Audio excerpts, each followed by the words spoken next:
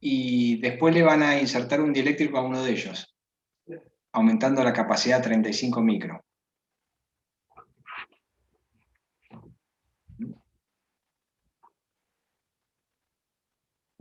Sí, sí.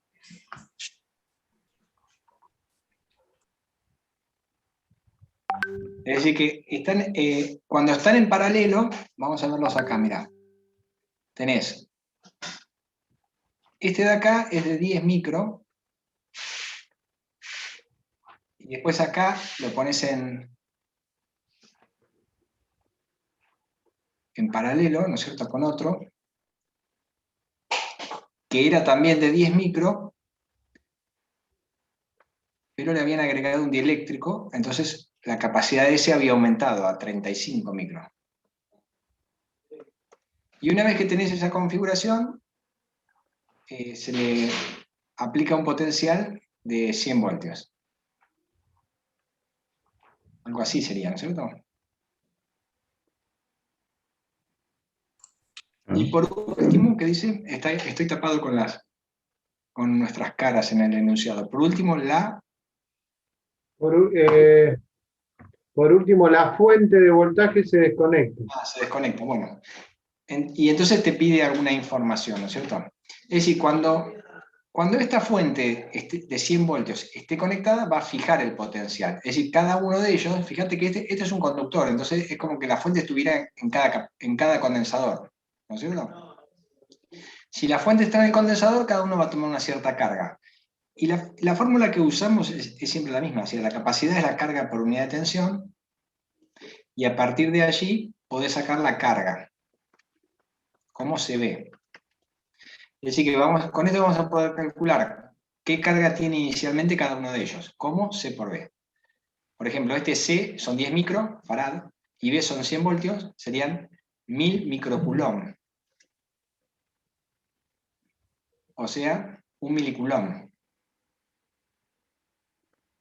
Va a tener este de acá. Y este otro va a ser 35 microfarad por 100 voltios, 3500 microcoulomb, ¿cierto? O 3,5 milicoulomb. ¿Están de acuerdo? Cualquiera que tenga alguna duda o piense diferente, o si me habla por audio, que el chat a veces no lo vemos. Bueno, y de esta forma, entonces uno, mientras la fuente esté conectada, ¿no es cierto? La fuente, ¿qué hace la fuente? Le proporciona carga. Es decir, cuando circula una corriente para allá, lo que están yendo son cargas, ¿no es cierto? Van las cargas y las van cargando los capacitores. Mientras esté conectada a la fuente, va a ir la carga hasta que estén cargados. Una vez que están cargados ya es como un circuito abierto. Y la carga está fijada por la fuente. ¿Qué carga? Esta. ¿Cómo la calculamos? Con esta ecuación. O sea, todo lo que es capacitor siempre vamos a trabajar con esta ecuación, por ahí con la de energía, y después hay que estar atento de si la fuente se conecta o se desconecta, que es lo que sucede. Bueno, entonces hasta este es el paso. Y dice, por último, la fuente se desconecta. Entonces que finalmente nosotros, digamos, esta fuente la sacás, esta la sacás, y desde el momento que uno la quita, ¿no es cierto?, se va a reordenar la carga acá. ¿Sí? Bueno, pero dice, por último, la fuente de voltaje se desconecta. Calcular la energía almacenada por todo el sistema. La carga de cada capacitor. Fíjense que la carga recién que está acá es la que calculamos recién acá. La carga. ¿Sí? Entonces la energía, mira, generalmente para la energía lo que conviene hacer es calcular cuál es la energía de un condensador, ¿no es cierto? ¿Cuál es la energía que queda acá? ¿Cuál es la energía del otro? Y la sumas. Eso es lo que normalmente conviene hacer para el caso A. Claro, yo tenía esa duda, si cuando me dice por todo el sistema, era en ese caso. Así, hago con la Q que hallo y listo. Hago Q al cuadrado sobre 2 por 6 y listo. Sí, podés hacerlo de las dos maneras. Es decir, podés hacer como si fuera el equivalente, con la carga equivalente y la fórmula de la energía. Vos sabés que la energía, ¿no es cierto?, es un medio de Q por B. Y nuevamente, si vos usás esta ecuación de acá de vuelta, y con esta, ¿no es cierto?, podés transformarla en un medio CD cuadrado o en un medio Q cuadrado sobre C. Es decir, estas dos son equivalentes que salen de utilizando esta y combinarla con esta otra de acá.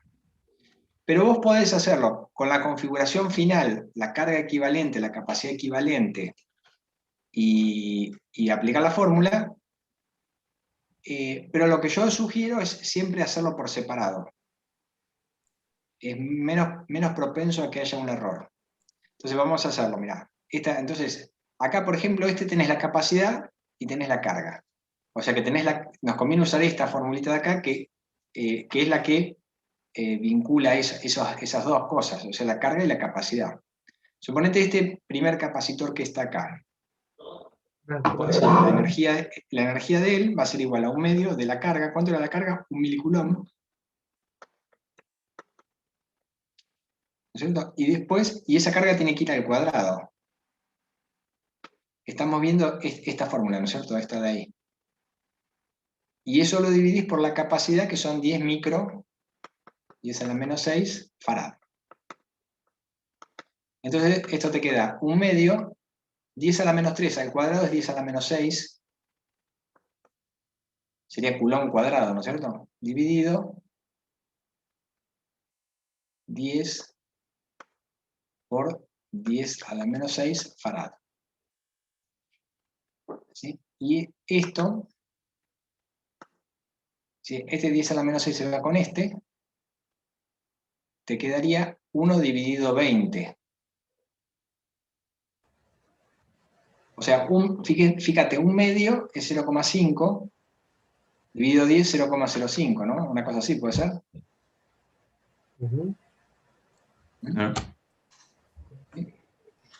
Y de nuevo, acá para poder despejar las unidades, vos sabés que faradios, ¿qué es? La unidad de la capacidad esta, que es en carga dividido tensión.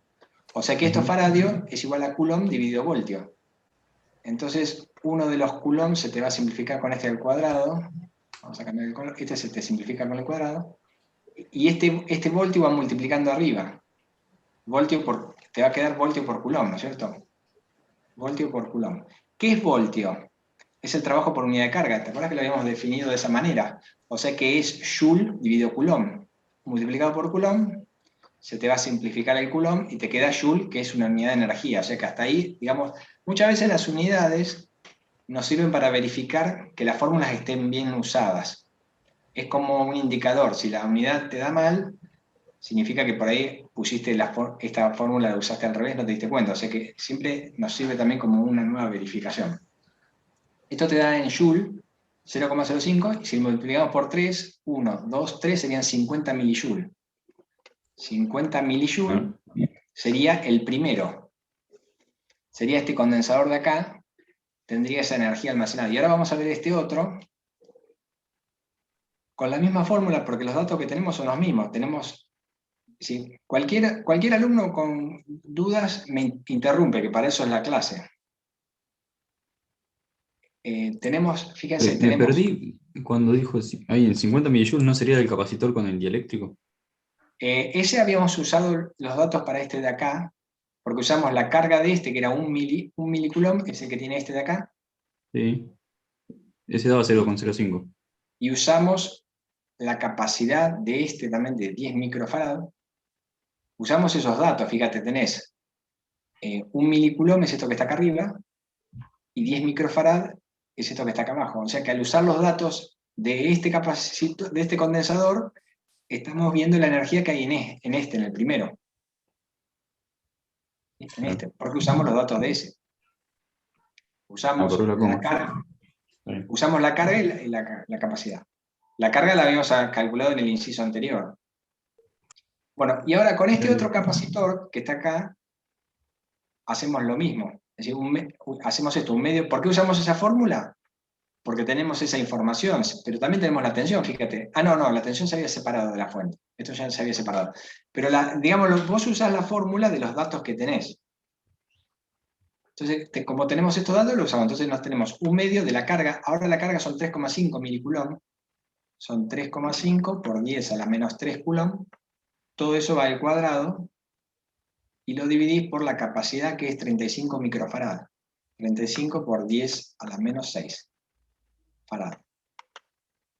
Este va al cuadrado, te va a quedar, mirá, 3,5 por 3,5 por 175. 6. Y abajo tenés un 2, tenés un 35 y 10 a la menos 6. Entonces ya empezamos a simplificar, este 10 a la menos 6 lo vamos con este, y este 35 y el 3,5 nos va a quedar un 10 abajo. ¿No? Entonces esto nos quedaría 3,5 dividido 20. Ese es el cálculo que hay que hacer en la calculadora. Bueno, si no lo podemos hacer mentalmente. 3,5 dividido 2 es 1,75. 0,175. Dividido 10, esto es igual a 0,75. Perfecto. Esto era en Joule, ¿se acuerdan que las unidades ya ven 175. lo mismo? Coulomb cuadrado sobre el farad nos va a dar Joule. Entonces multiplicamos por 3, 1, 2, 3 son 750 milijoule. Que ahora lo tenemos que sumar con estos 50 de acá. 175, profe. Ah, ¿cómo? Sí, son Claro, y ahí me dan los 225. 175 milijoules. Ah, tenés razón, porque me olvidé esta coma de acá. Acá hay una coma. Sí, 175 milijoule. Y eso lo sumás con los 50 y daría 225, que es este valor que ves acá. Claro, sí. Cuando pide energía, la recomendación es ir viendo cada elemento qué energía tiene. Y después las sumás todas. Porque a veces están en serie, a veces están en paralelo. Si vos querés trabajar sobre la fórmula final, ¿no es cierto? Por ejemplo, vos querés aplicar esto que está acá al equivalente final, te podés equivocar.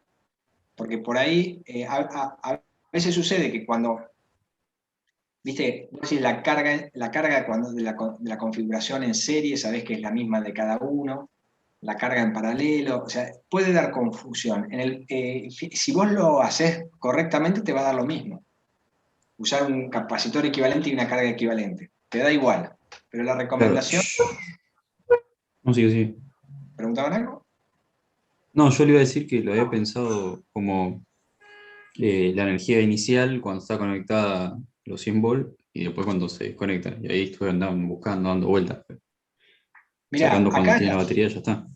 en la Con la carga. física, vos podés hacerlo de la forma en que creas conveniente. Y no hay un solo método.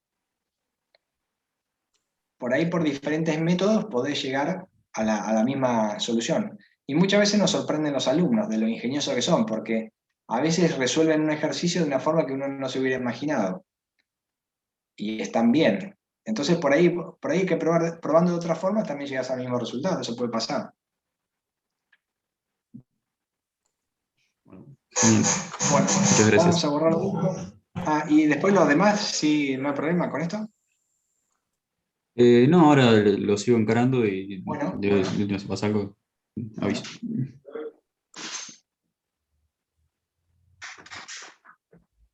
Nosotros en la última clase con Ariel hicimos la devolución.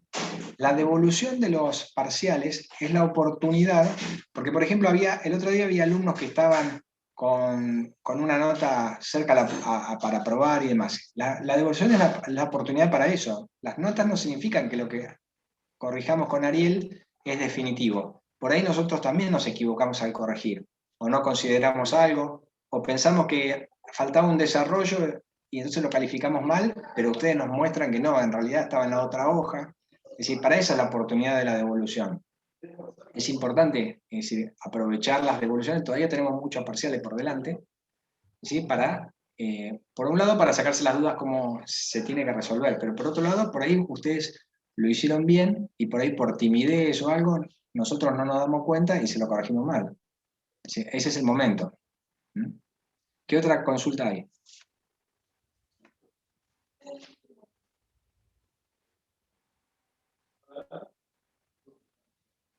Esta unidad entonces 7 que estamos viendo ahora, junto con las 5 van a formar el próximo parcial. Y de teoría van a tener de la unidad 6 también, pero eso lo arma Sergio. Nosotros en lo que hace a la práctica van a ser ejercicios del 5 y del 7, similares a los que uno ve en la guía. Lo que sucede es que tienen muchos incisos. Eso está hecho para evitar que si tuviera una sola pregunta en el ejercicio, ustedes se equivocan por un error de cálculo y pierden 20 puntos de golpe. Entonces, al hacer varios incisos, eso nos permite hacer una gradación de la calificación, y un error no significa que perdieron todos los puntos completos, sino solamente uno. Por otro lado, como son muchos incisos, sabemos que eso va a incidir en los tiempos, entonces fíjense que normalmente las preguntas están armadas, que las respuestas muchas veces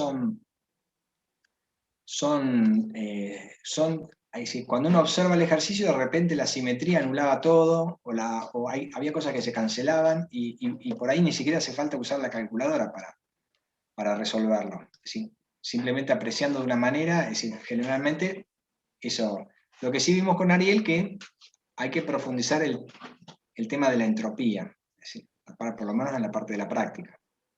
Sí, ese concepto me parece que anduvo medio flojo. Bueno, ¿qué otra consulta tenemos?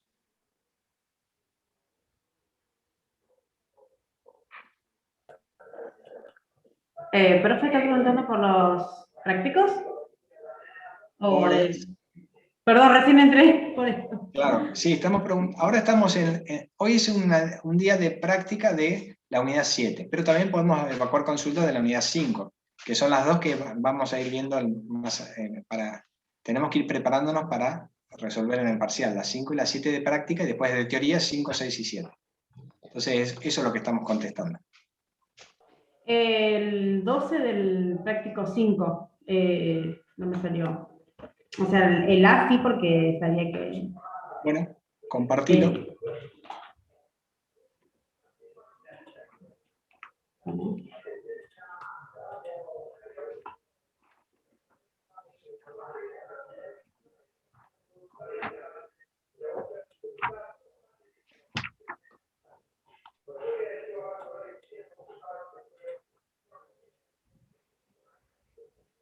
Marta, compartilo. Sí, ahí estaba.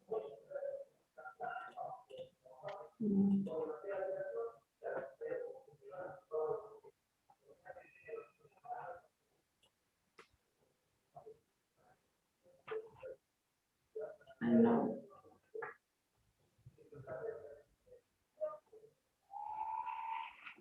¿Cómo puede ser? A ver.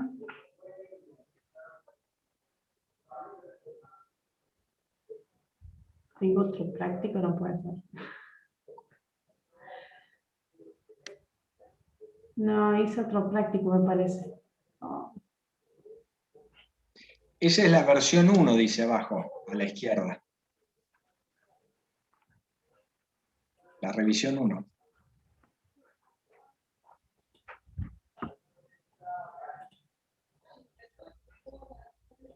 No, profe, ahí busco el que estaba haciendo porque no sé, lo bajé, no sé si bajé uno y ahora es distinto al que tengo. Ahí lo busco Claro, las guías, a medida que se van actualizando o agregando ejercicios, van cambiando el número de revisión. Eso tienen que fijarse abajo a la izquierda.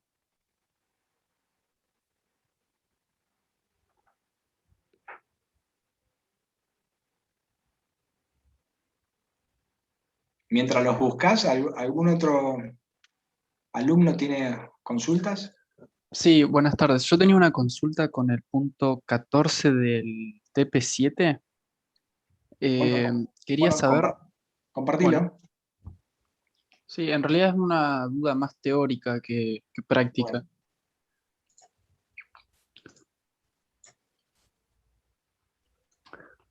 ¿Cuál es la duda?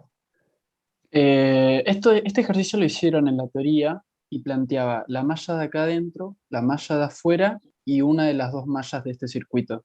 Mi pregunta es, si yo planteo la malla 1 esta, la malla 2 acá y la malla 3 acá, ¿llegaría a los mismos resultados? Sí, llegás a lo mismo. Cuando vos elegís así diferentes mallas, la precaución que tenés que tener es siempre en una de ellas tiene que estar la fuente.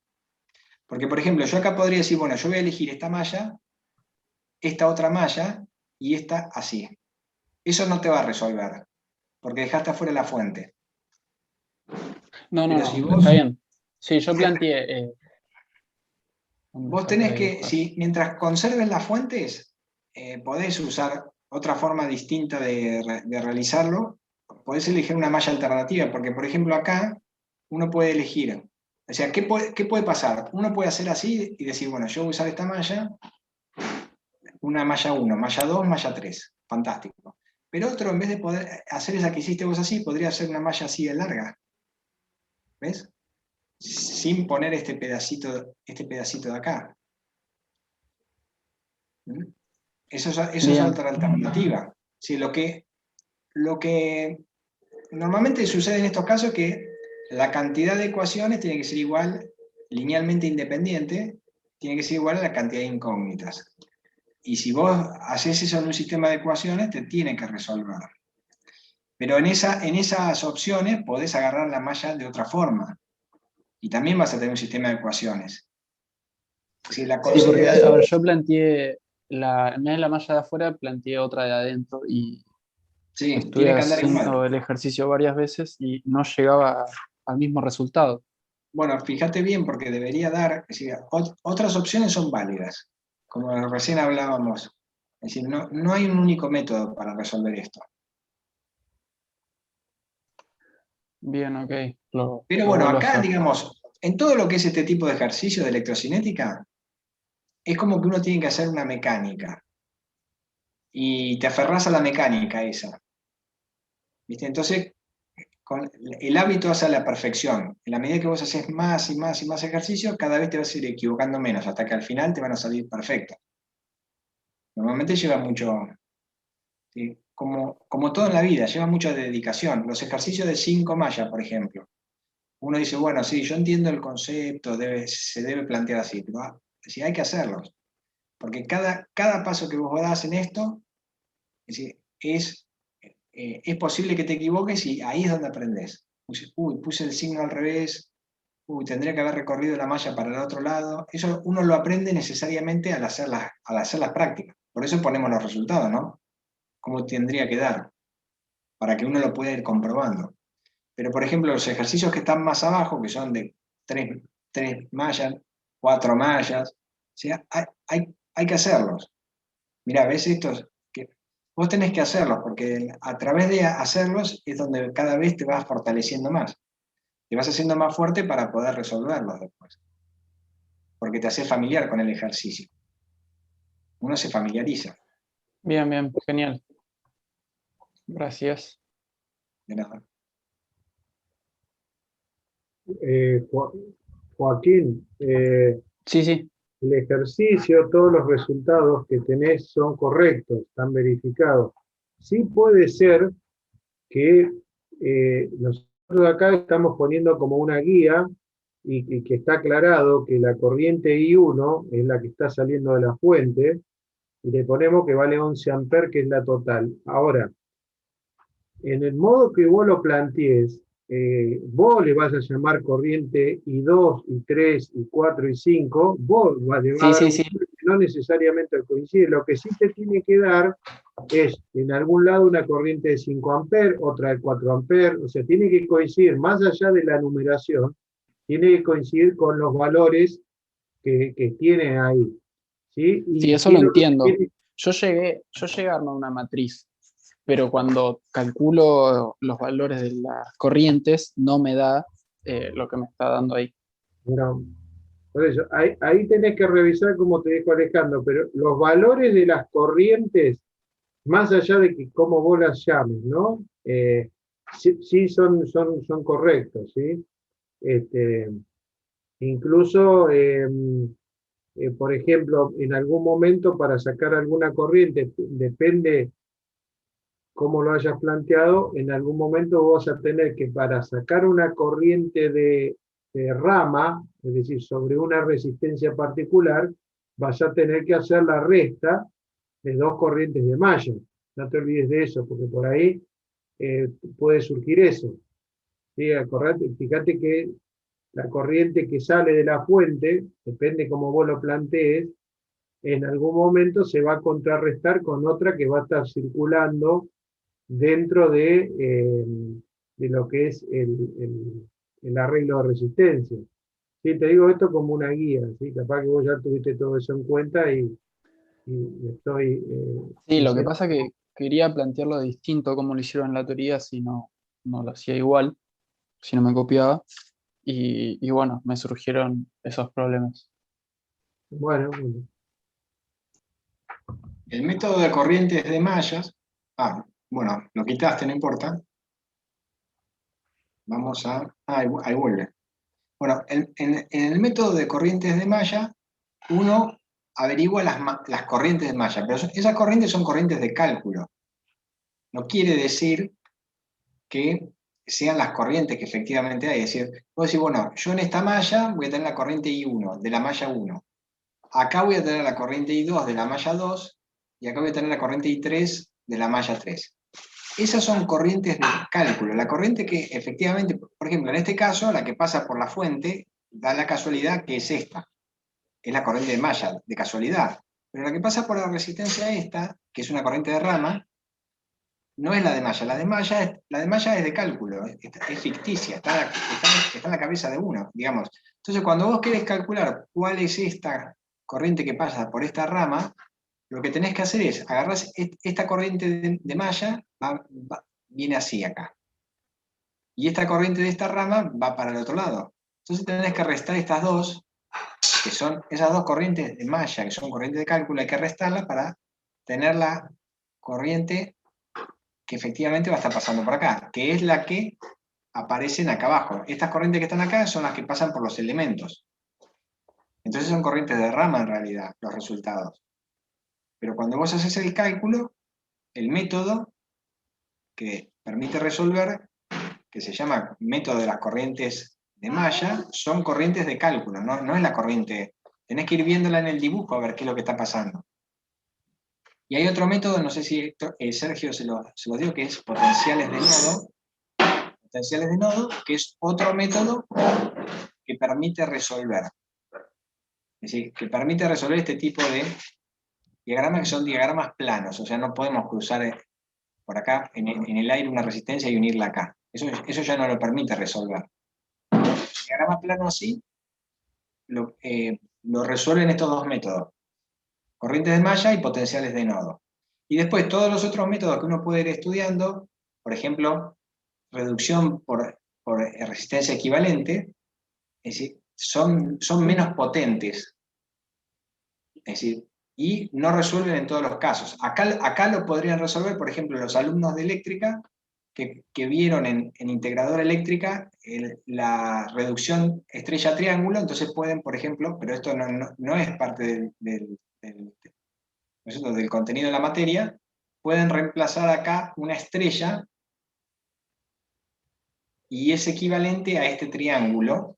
Entonces, con la reducción estrella-triángulo, estas desaparecen, y entonces fíjense, esta queda en serie con esta, y esta queda en serie con esta. Entonces reducen todo esto a un equivalente así. Pero tienen que saber la reducción estrella-triángulo, que no es parte del curso. Eso es un ejemplo. Hay muchos métodos que permiten obtener respuesta. Por ejemplo, Thevenin y Norton también. Pero el método de corrientes de malla y potenciales de nodo resuelve siempre. Siempre que el circuito sea plano, lo resuelve. Por eso es que se lo estudia, ¿no es cierto? Pero esas corrientes que nos da el método, las corrientes de malla, son corrientes de cálculo. No significa que sean las corrientes que efectivamente van a estar ahí. Nosotros después, una vez que las hallamos, las tenemos que ir dibujando y tenemos que ir viendo para cada elemento. O sea, si esta es I1, bueno, y justo pasa por la fuente, fantástico, es la que pasa por la fuente. Si acá hubiera una resistencia, la corriente de esa resistencia va a ser la corriente de malla que calculé. Pero cuando tengo mallas compartidas, como en esta resistencia, tengo que restar las dos. Y la que sea de mayor intensidad es la que me va a dar la dirección de la corriente. El sentido me lo va a dar esa, la de mayor intensidad. Pero hay que restarlas. Esa es la consideración que hay que tener. Y después es todo un método en el cual es muy fácil confundirse un signo, por ejemplo, y el cálculo está mal. Por eso hay que prestar mucha atención y hacerlo un montón de veces.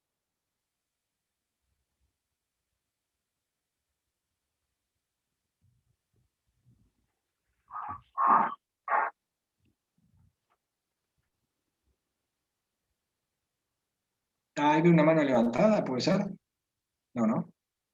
Mm, no veo. No. No. ¿Del 5 hay dudas del 5? ¿Del 7? Profe, ya encontré el que Dale. hice, nada que ver con lo que la guía de ahora. Bueno, Ahí te compartilo. muestro. Parece que es del año pasado. Compartilo y lo vemos.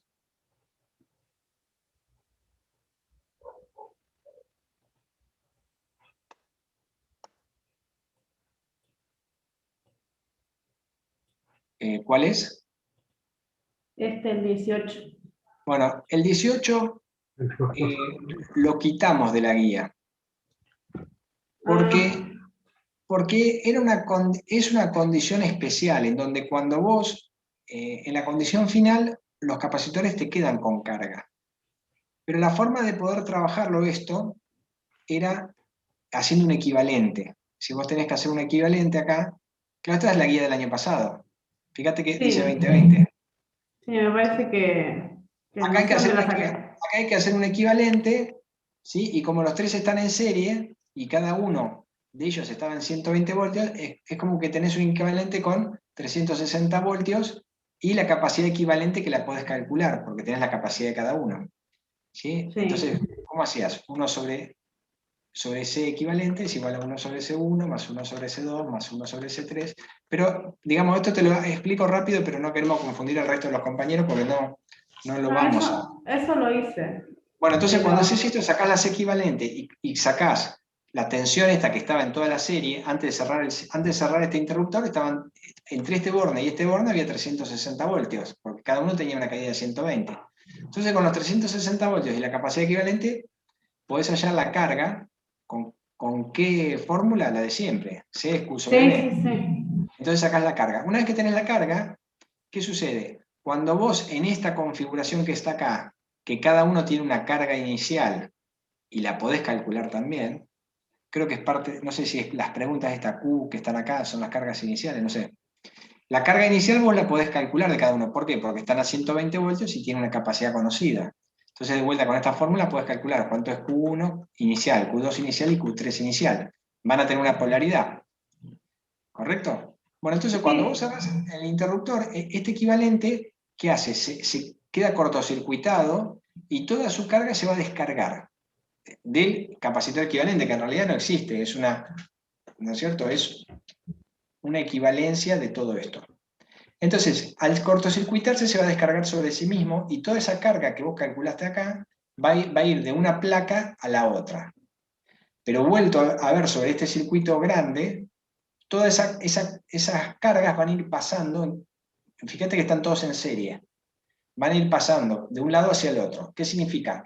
Que a esta carga Q1 le vas a tener que restar esa carga que fue hacia allá, a esta la restas y a esta la restas.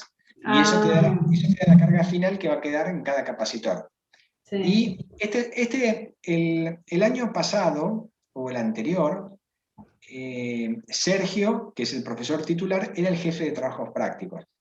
Este ejercicio lo puso él, porque él profundiza en la bibliografía y demás, ¿no es cierto? Y observó esto, que en los circuitos por ahí te quedan con carga los capacitores. Cuando vos tenés un capacitor solo, ¿no es cierto? Y vos lo cortocircuitas, estás seguro que se descargó.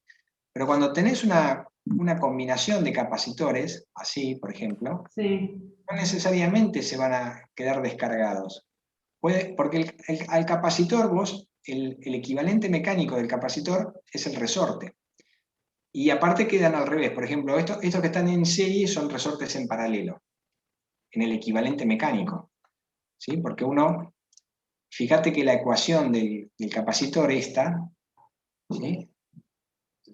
¿Ves cómo tenés la tensión es Q sobre C? ¿No?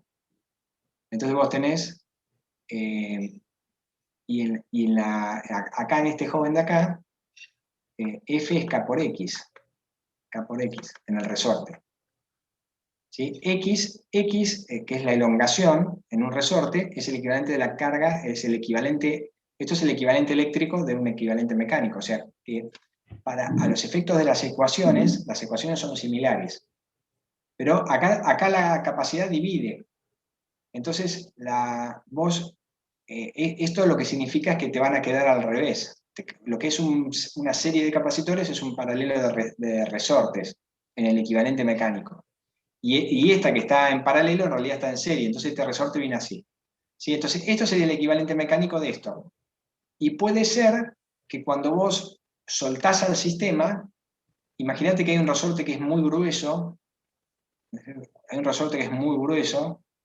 y hay otro que es el resorte de que tenés adentro del reloj de agujas, un reloj muy finito. Entonces puede ser que un resorte te quede comprimido y el otro elongado, entonces queda un X, ¿viste? Queda una carga, ¿ves? ¿Ves las equivalencias? Queda una carga en el sistema, a pesar de que no hay ninguna fuerza externa o ninguna tensión de esta. La tensión es el equivalente mecánico, ¿no es cierto?, de la fuerza. La fuerza sería la fuerza electromotriz. ¿Sí? Entonces, a pesar de que no hay ninguna fuerza ya aplicada al sistema, el resorte te queda comprimido o elongado de su posición de reposo. Entonces, eso lo observó Sergio, entonces puso este ejercicio para eso, para que uno se familiarice con la realidad de que te puede quedar carga en el sistema al estar en el estado final, cosa que no parece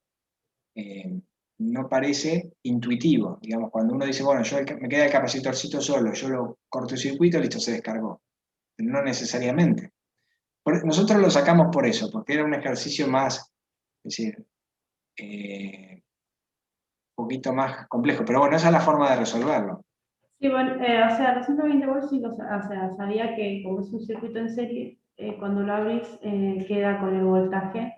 Claro, mira, por ejemplo, los tres están a 120 volts inicialmente. Sí. Este capacitor es de 2 microfarads. Entonces vos sabés que C es Q sobre B, entonces Q es igual a CB.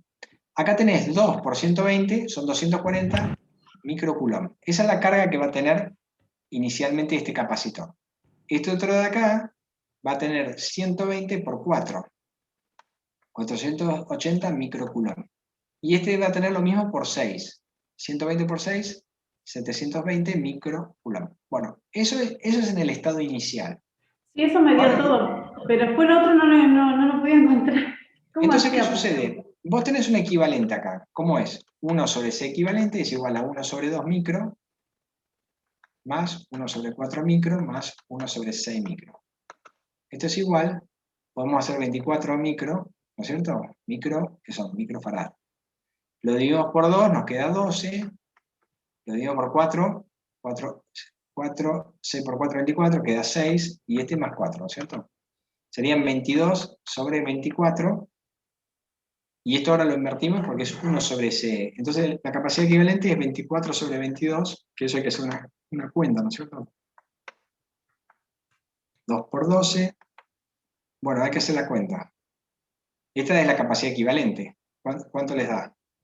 Tiene que darse 1,1, no sé, algo así. Pueden hacer 12 dividido 11. ¿Cuánto es? 1,09. 1,09 microfarad. Entonces, esto es la capacidad equivalente de esto. Y fíjate, ¿es menor que la menor? Sí, entonces más o menos estamos bien orientados. Fantástico. Sí, eso me dio también. Bueno, te digo esto, perfecto. Ahora lo metemos en esta ecuación de vuelta. Tenemos ese 1,09 bla bla bla, es la capacidad, y la tensión es los tres en serie, o sea, 360 volts. Ahí está. 1,09, eso hay que multiplicarlo, y te va a dar, no sé, 368, no sé cuánto da. 360, hay que multiplicar, ¿no es cierto? 360, ¿podemos multiplicarlo? 360 por 1,09. Queda 370, 392,4. 392. 392. 392, y esto era micro, este 1,9 micro son sí, microcoulomb.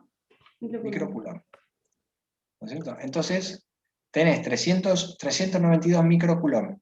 Esos 392, cuando en el equivalente es algo que reemplaza el ejercicio en la mente, en realidad no está. ¿Sí? Entonces, ¿qué sucede? Cuando vos cerrás el circuito esos 392, ¿qué significa? Que hay acá hay carguitas que están separadas de estas.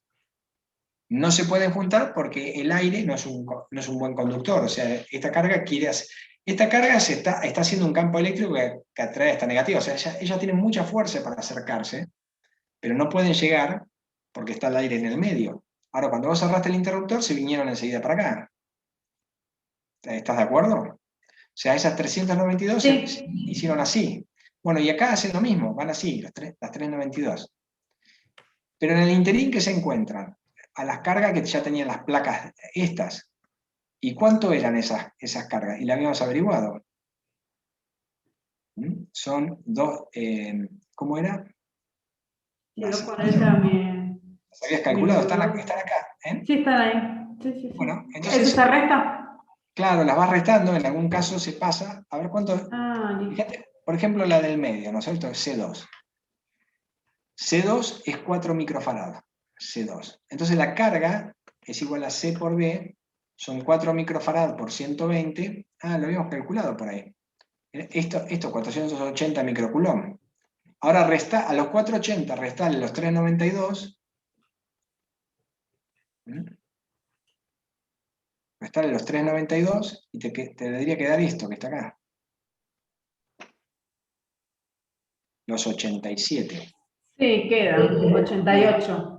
Ahí está. Entonces, eso es lo que sucede. Es como que el capacitor es, o sea, visto en la analogía del resorte.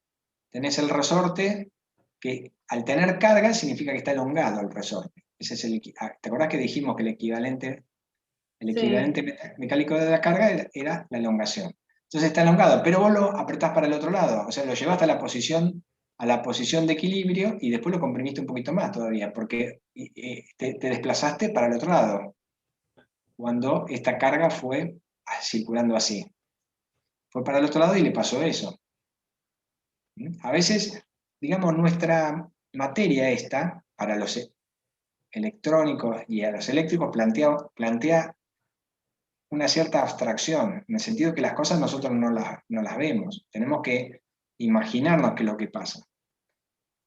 Por eso a veces los equivalentes mecánicos son muy útiles, porque nos permite tratar de pensar qué es lo que sucedería. ¿Viste? Cuando, ¿no es cierto? Cuando hablas de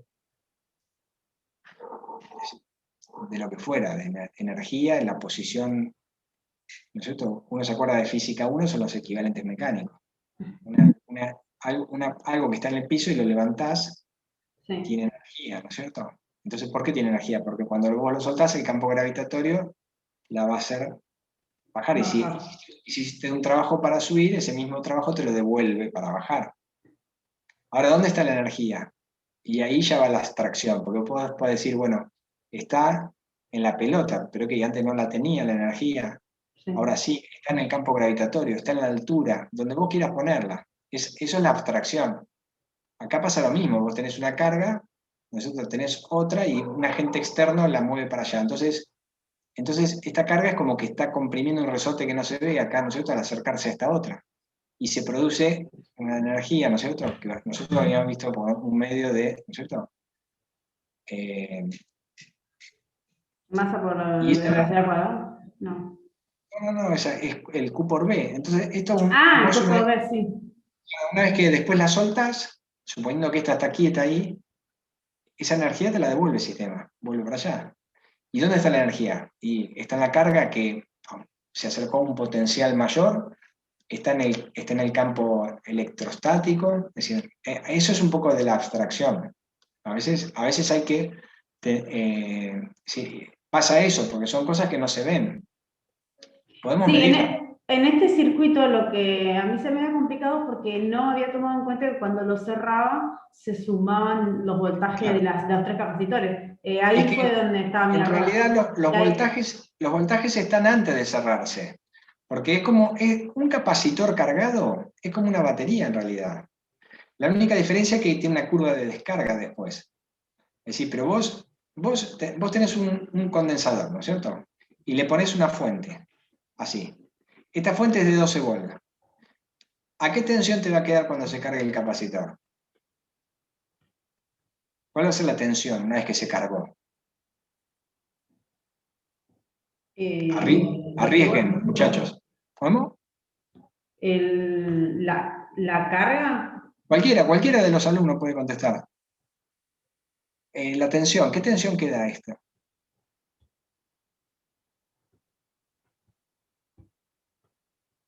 O sea, cuando La se misma que queda la con la fuente. tensión, con la Ah, fuente, sí, muy 12 bien. A ver, volts. para, ¿quién dijo recién? Muy bien. ¿Quién dijo? La misma que la fuente, si es Ah, donde hizo los dos puntos azules. claro, perfecto, impecable, 12. ¿No es cierto? No, Queda por la eso misma. yo me había Entonces, confundido fíjate, porque... este condensador es como si fuera una batería en realidad, que te queda con la polaridad invertida. ¿No es cierto? La carga lo va cargando y llegó a 12 voltios y quedó ahí. Ya no se carga más. Cuando vos lo descargas a través de una resistencia, el condensador, le pones una resistencia y lo cerrás sobre sí mismo, o la resistencia interna que tiene o lo que fuera, entonces esa batería que estaba, ¿no es cierto? Vos tenías, esta era la tensión, ¿no es cierto? Este es el eje del tiempo. ¿Qué pasa? Estaba en 12 volts, como una fuente, pero la diferencia es que la fuente siempre te queda en 12, pero el capacitor cuando se descargue sobre la resistencia, te viene así, hace así. Esa digamos, se va descargando, pero es como si fuera una fuentecita. De hecho, en electrónica, cuando usan para disminuir el ripple, ¿no es cierto, Ariel? Hace eso, o sea, el tipo es como si fuera una pequeña batería que se va cargando y descargando y te evita, bueno, ya me estoy metiendo en otra, Sí, usted sabe mucho, profe. en Sabe otra parte. mucho, profe. No, entonces ¿viste? Es como si vos podés verla como si fuera una fuente, que se carga y se descarga. El capacitor, ¿qué hace? Almacena energía en la forma de campo eléctrico. Más adelante vamos a ver la bobina que almacena en campo magnético. Los dos son para almacenar energía. En electrónica tiene muchísimos usos, ¿no es cierto? Por ejemplo, cuando nosotros agarramos una onda senoidal y la transformamos en continua, ¿no es cierto? Entonces usan el diodo para que nos quede la mitad de la onda y después se usan los capacitores como para que nos quede menos rizado esta ondulación.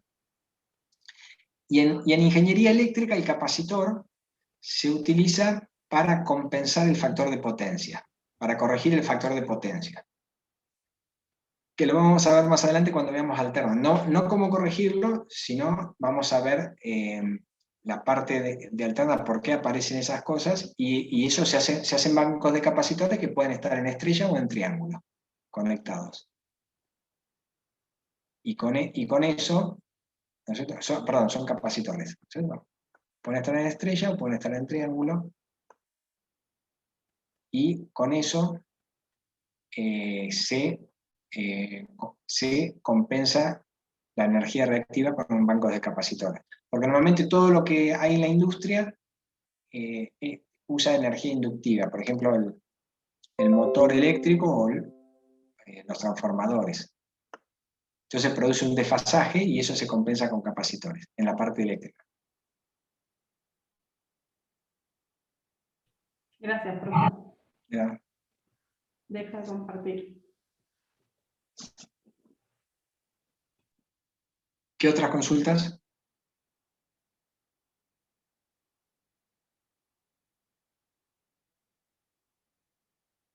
Disculpen que seamos insistidores. Ustedes es conveniente que lleguen a la práctica con las guías resueltas.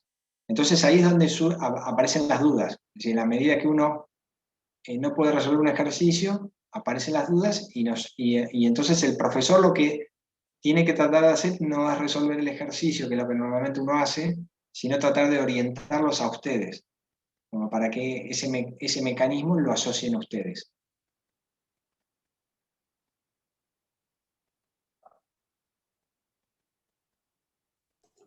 Profe, yo tengo una consulta. ¿Puedo compartir pantalla? Claro. En este caso, esto no Sí. sería cuando yo realizo el paralelo hago el serie el paralelo después el serie, ¿no sería una resistencia infinita? Acá dice R0, ¿ves que esta dice R0? Sí, ¿Qué sí, sí. significa? Que está cortocircuitada, la resistencia vale cero. Sí, bueno, pero cuando haces el paralelo, ¿no te quedaría infinito esto? Infinito te quedaría algo abierto. Algo infinito es que está el circuito abierto. Si la resistencia dice que vale cero, es como que vos le pones el Sí, sí, ómetro está entre estas bien. dos puntas y te dice cero. ¿Qué Bien, es un significa? Es un cable cable. nomás. Es un puente eso, sí. Está así. Y siempre la naturaleza busca el camino más fácil. Entonces, si encuentra el camino de menor resistencia, se va a venir para acá. Lo demás no le importa. Bien. Pues, sí, claro, yo calculando la resistencia en paralelo con esta de acá, me daba indeterminado, Claro, pero porque está divide bien. por cero. ¿No Claro, es cierto? Eso es lo que te pasó. sí. Ujú. Pero sí, ahora que me pongo a pensar que es un cable y busca el camino más fácil, ahora también. Queda esa duda ahí, teórica, ¿no? Claro. Profe, una Bueno, pregunta, pues, sí, decime. después sobre el mismo ejercicio. Pero claro, si querés preguntar vos ahora o querés compartir. No, no, es sobre el mismo ejercicio. Si hubieses tenido R2, por ejemplo, con un ohm, ¿habría que plantear todas las resistencias ¿Sí? serie y paralelo? Tenés que hacer el Sí, cálculo. Lo que pasa es que cuando hay mucha diferencia, suponete que está fuera de 99 k ohm y acá un ohm, ahí vos lo despreciás. Es decir, decís, 99K es como que la resistencia es tan enormemente grande respecto de la otra que todo se te va a venir por acá. Si estas son de 99K, ahí podés no hacer el cálculo, porque si haces el cálculo, capaz que estás en el tercer decimal, viste, de error. Entonces es despreciable. Se puede aproximar. Pero si es de 1 ohm y esta de 99, y hay que hacer el cálculo.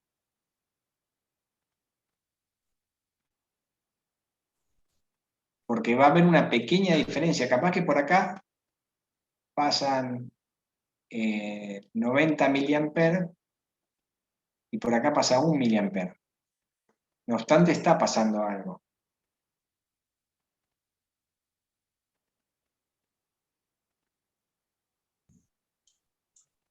Ante la duda se puede hacer el cálculo.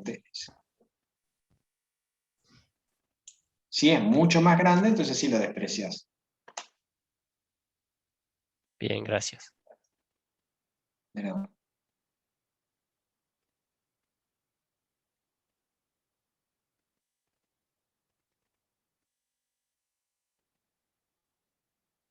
¿qué otras consultas?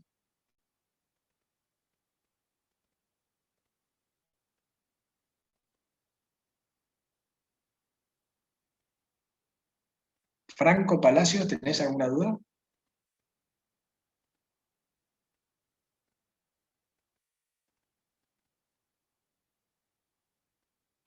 Ah, micrófono no tenés.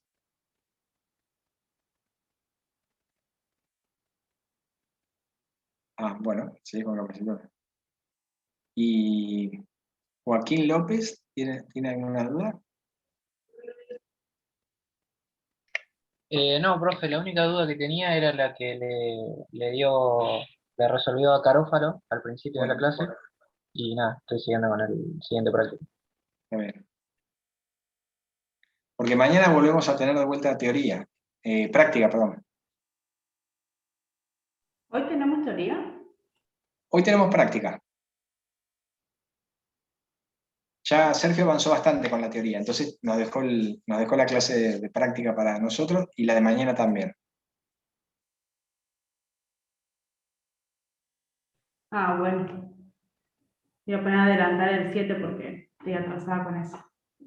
Claro, sí, sí, hay que seguir con las guías. Gaspar Jorajuría, ¿dudas?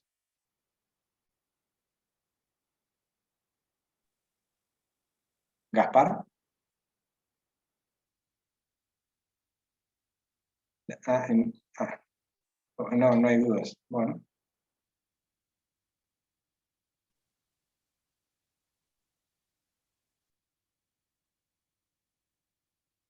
No, no hay problema. Juan, ¿querías decir algo? Que se te iluminó la...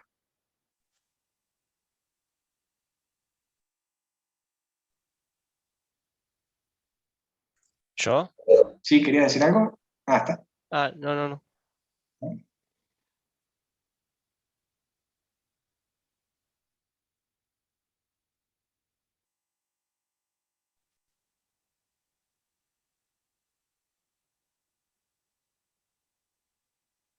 Ariel Fritz.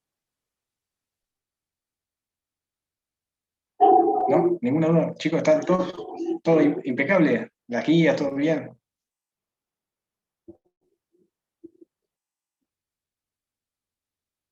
Bueno.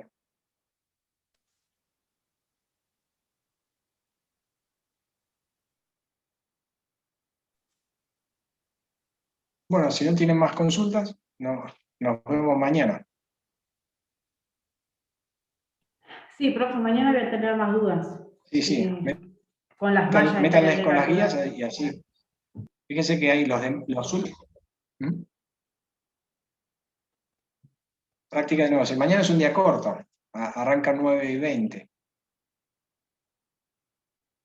Fíjense, los últimos ejercicios son un poquito más complicados porque son bastantes mallas o algunos están dibujados medio torcidos.